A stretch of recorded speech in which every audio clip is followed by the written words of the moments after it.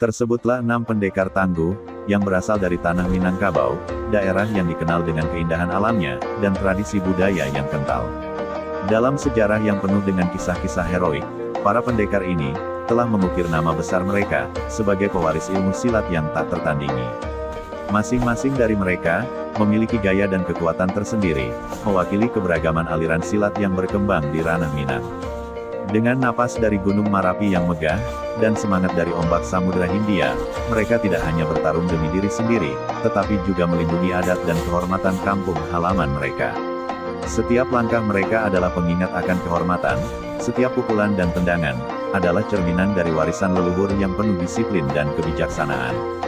Namun, bukan hanya kehebatan fisik yang membuat mereka disegani, melainkan juga kebijaksanaan dalam memecahkan masalah dan kemampuan menjaga keseimbangan antara kekuatan dan kelembutan. 6 pendekar ini bersatu dalam perjalanan melintasi negeri, menghadapi tantangan demi tantangan, membawa kebanggaan Minangkabau kemanapun mereka pergi. Inilah 6 pendekar silat Minangkabau, pejuang yang setia kepada adat dan bertarung demi keadilan, di mana setiap pertarungan mereka, bukan hanya soal kemenangan, tetapi juga kehormatan. 1. Syekh Burhanuddin Ulakan. Syekh Burhanuddin Ulakan adalah sosok yang dihormati dalam sejarah Minangkabau, dikenal sebagai ulama besar, sekaligus pendekar silat yang berpengaruh. Lahir di Ulakan, Pariaman, Sumatera Barat, ia adalah salah satu tokoh penyebar agama Islam yang paling dihormati di kawasan ini. Namun, selain kontribusinya dalam bidang keagamaan, Burhanuddin juga dikenal sebagai jago silat, menjadikan dirinya sosok yang disegani, tidak hanya dalam hal spiritual, tetapi juga dalam seni bela diri. Menurut sejarah, Syekh Burhanuddin menerima pendidikan Islam dari ulama besar Syekh Abdur Rauf Singkil di Aceh. Selain mempelajari ilmu agama, ia juga mendalami ilmu silat, karena pada masa itu, ilmu bela diri merupakan bagian penting dari kehidupan sehari-hari masyarakat. Keterampilan silat yang dikuasainya bukan hanya digunakan untuk membela diri, tetapi juga untuk membimbing murid-muridnya dalam menjaga diri dari ancaman fisik, terutama pada masa-masa pergolakan di Minangkabau. Sebagai pendekar silat, Syekh Burhanuddin dipercaya menguasai teknik-teknik yang kuat dan penuh perhitungan. Ia memadukan filosofi keagamaan dengan gerakan silat, menciptakan sebuah harmoni antara spiritualitas dan seni bertarung. Dalam ajarannya, silat tidak hanya tentang kekuatan fisik, tetapi juga tentang pengendalian diri dan menjaga kehormatan. Legenda menyebutkan bahwa Syekh Burhanuddin tidak hanya menjadi pelindung masyarakat dari ancaman fisik, tetapi juga dari pengaruh buruk yang dapat merusak moral dan agama. Keberaniannya dalam melawan ketidakadilan dan menjaga kedaulatan wilayahnya, menjadikan dirinya sebagai figur yang tak tergantikan dalam sejarah Minangkabau. Warisan yang ditinggalkan Syekh Burhanuddin, bukan hanya dalam bentuk ajaran agama, tetapi juga melalui ilmu silat yang ia wariskan kepada generasi penerusnya. Hingga kini, namanya tetap hidup dalam ingatan masyarakat Minangkabau, sebagai seorang jago silat yang bijaksana, dan pahlawan agama yang teguh. 2. Tuanku Nan Renceh. Tuanku Nan Renceh adalah salah satu pendekar silat dan pemimpin agama yang sangat disegani di Minangkabau, pada awal abad ke-19.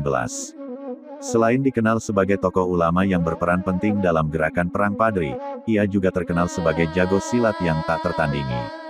Nama aslinya adalah Ahmad, tetapi ia lebih dikenal dengan gelar Tuanku Nan Renceh, yang menunjukkan kedudukannya sebagai pemimpin yang tangguh dan berpengaruh. Sebagai salah satu pemimpin kaum Padri, Tuanku Nan Renceh memainkan peran penting dalam perjuangan melawan pengaruh adat, yang dianggap bertentangan dengan ajaran Islam, sekaligus menghadapi ancaman penjajahan Belanda. Di dalam perjuangannya, kemampuan silatnya menjadi salah satu kekuatan utamanya. Silat bukan hanya dipandang sebagai seni bela diri oleh Tuanku Nan Renceh, tetapi juga sebagai bentuk jihad fisik dalam mempertahankan keimanan dan melawan ketidakadilan. Dalam setiap pertempuran, ia dikenal sebagai ahli strategi yang piawai.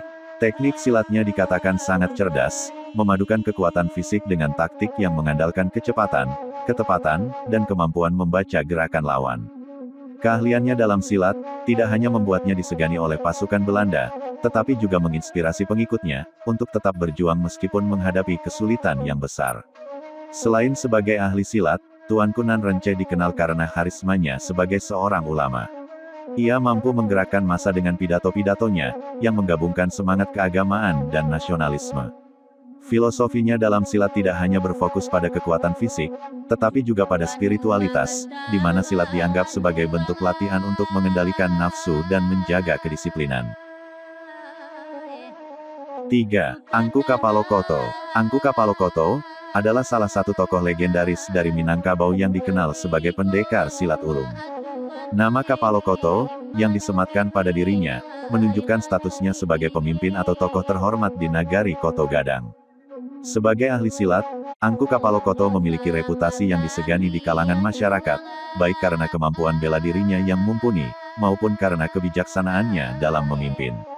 Angku Kapalokoto menguasai berbagai teknik silat tradisional Minangkabau, yang dikenal memiliki gerakan yang lincah, cepat, dan taktis.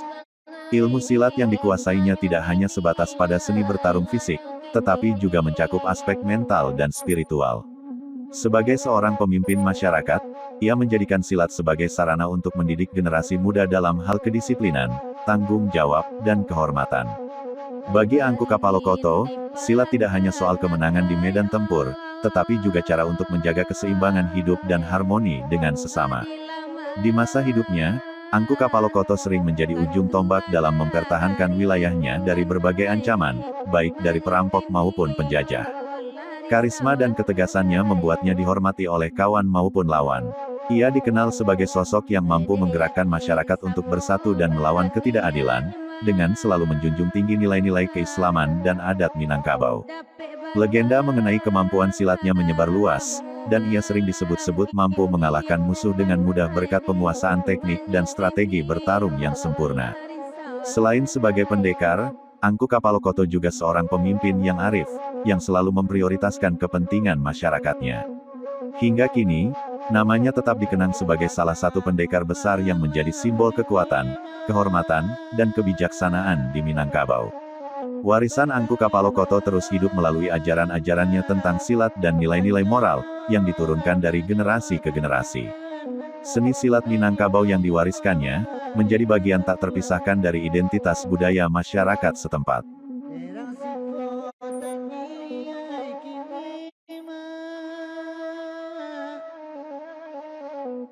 4. Datuk Suri Dirajo. Datuk Suru Dirajo adalah salah satu tokoh legendaris dalam sejarah Minangkabau, yang dikenal sebagai pendekar silat ulung, dan pemimpin masyarakat yang berpengaruh. Beliau hidup pada abad ke-19, dan menjadi bagian integral dari sejarah dan perkembangan seni bela diri di kawasan ini. Datuk Suri Dirajo tidak hanya dikenal sebagai jago silat, tetapi juga sebagai seorang ulama yang menjunjung tinggi nilai-nilai agama, dan budaya Minangkabau. Sejak usia muda, Datuk Suri Dirajo sudah menunjukkan bakat luar biasa dalam ilmu bela diri. Ia belajar berbagai teknik silat tradisional dari berbagai guru, dan mengembangkan gaya bertarungnya sendiri, yang dikenal karena kecepatan dan ketepatan gerakannya. Selain teknik bertarung yang memukau, beliau juga mengajarkan filosofi di balik silat, mengedepankan pentingnya pengendalian diri, kehormatan, dan tanggung jawab sebagai seorang pendekar. Sebagai seorang pemimpin, Datuk Suri Dirajo berperan penting dalam menjaga keamanan dan ketertiban di masyarakatnya. Ia sering terlibat dalam melindungi nagari dari ancaman, baik dari dalam maupun luar. Kekuatan fisiknya diimbangi dengan kebijaksanaan, sehingga ia mampu meredakan konflik dan menyatukan masyarakat dalam berbagai situasi sulit.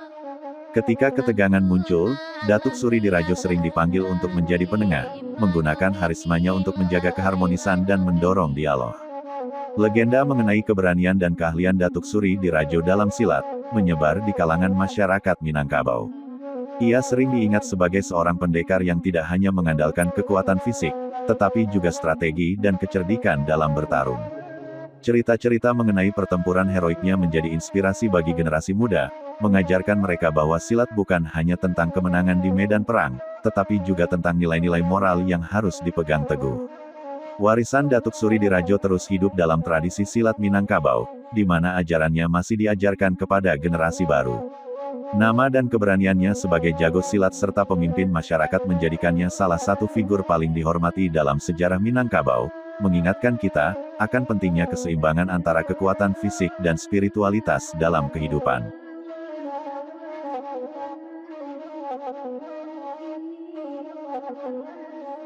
Lima. Tuanku Lareh. Tuanku Lareh adalah salah satu tokoh legendaris dalam sejarah Minangkabau, dikenal sebagai seorang jago silat, dan pemimpin yang memiliki pengaruh besar pada masyarakatnya. Hidup pada awal abad ke-19, beliau dikenal tidak hanya karena kemampuannya dalam seni bela diri, tetapi juga sebagai seorang ulama yang menekankan pentingnya ajaran agama dalam kehidupan sehari-hari. Sejak kecil, Tuanku Lare telah menunjukkan minat dan bakat yang besar dalam silat. Ia belajar dari berbagai guru dan menguasai berbagai teknik serta filosofi yang mendasari seni bela diri tersebut. Keterampilan dan keahliannya dalam silat membuatnya dihormati dan diakui sebagai salah satu pendekar terhebat di Minangkabau. Namun, yang membedakan Tuanku Lare dari pendekar lainnya adalah pendekatannya yang menggabungkan ajaran agama dengan seni bela diri. Sebagai seorang pemimpin masyarakat, Tuanku Lare memiliki tanggung jawab yang besar dalam menjaga keamanan dan ketertiban di nagari.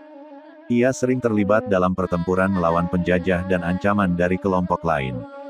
Dalam setiap pertarungan, Tuanku Lare tidak hanya mengandalkan kekuatan fisik, tetapi juga strategi dan kebijaksanaan. Dia dikenal mampu menganalisis situasi dan mengambil keputusan yang tepat untuk memimpin pasukannya menuju kemenangan. Keberanian dan ketekunan Tuanku Lare dalam membela nagarinya menjadikannya sosok pahlawan yang sangat dihormati. Selain sebagai pendekar, ia juga seorang guru yang mengajarkan nilai-nilai moral dan etika kepada generasi muda. Ia percaya bahwa silat adalah lebih dari sekadar kemampuan bertarung, itu adalah sarana untuk membentuk karakter dan mendidik jiwa. Dalam ajarannya, ia menekankan pentingnya disiplin, rasa hormat, dan pengendalian diri, sebagai inti dari praktik silat. Tuanku Lare juga dikenal karena kemampuan komunikasinya yang baik. Dia sering berbicara di depan umum untuk mengedukasi masyarakat tentang nilai-nilai agama dan pentingnya persatuan dalam menghadapi tantangan. Dengan karisma yang dimilikinya, Tuanku Lare mampu menyatukan masyarakat dalam semangat kebersamaan dan gotong royong. Warisan Tuanku Lare terus hidup dalam tradisi silat Minangkabau, di mana ajarannya masih diajarkan hingga kini. Ia diingat sebagai seorang jago silat yang bijaksana dan pemimpin yang berani, menjadikannya salah satu figur paling dihormati dalam sejarah dan budaya Minangkabau. Melalui dedikasinya dalam silat dan pendidikan, Tuanku Lare telah meninggalkan jejak yang mendalam, tidak hanya dalam seni bela diri, tetapi juga dalam hati masyarakat Minangkabau.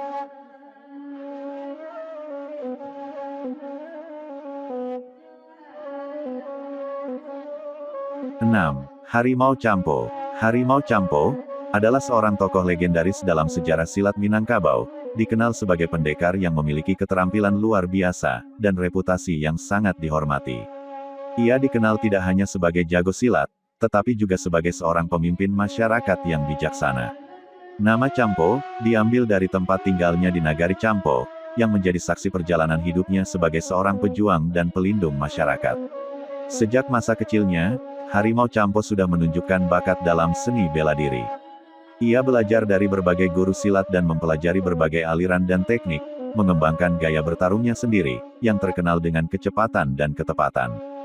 Dalam setiap pertarungan, ia mampu menunjukkan kombinasi teknik yang memukau, serta kemampuan untuk membaca gerakan lawan, menjadikannya lawan yang tangguh di medan pertempuran. Sebagai seorang pendekar, Harimau Campo terlibat dalam berbagai pertempuran, untuk melindungi nagari dan masyarakatnya dari ancaman, baik dari penjajahan maupun dari konflik antar kelompok. Ia tidak hanya berjuang dengan kekuatan fisiknya, tetapi juga dengan kecerdikan dan strateginya. Dalam situasi sulit, ia mampu memimpin pasukannya dengan tenang, selalu mengedepankan taktik yang cerdas untuk meraih kemenangan. Harimau Campo dikenal sebagai sosok yang menjunjung tinggi nilai-nilai keadilan dan integritas. Ia percaya bahwa silat bukan hanya alat untuk melawan musuh, tetapi juga sarana untuk menegakkan kebenaran dan melindungi yang lemah.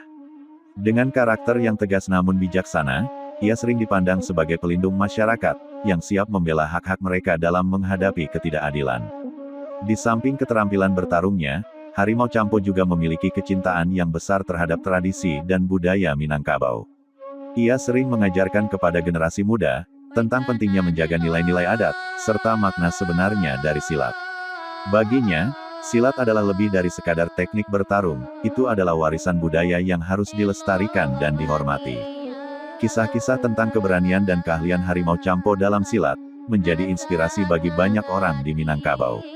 Ia dikenang sebagai pendekar yang tidak hanya menaklukkan lawan di medan pertempuran, tetapi juga mampu membimbing dan mendidik generasi penerus. Warisannya terus hidup dalam ajaran dan praktik silat yang masih diajarkan hingga kini, menjadikannya salah satu tokoh paling dihormati dalam sejarah silat Minangkabau.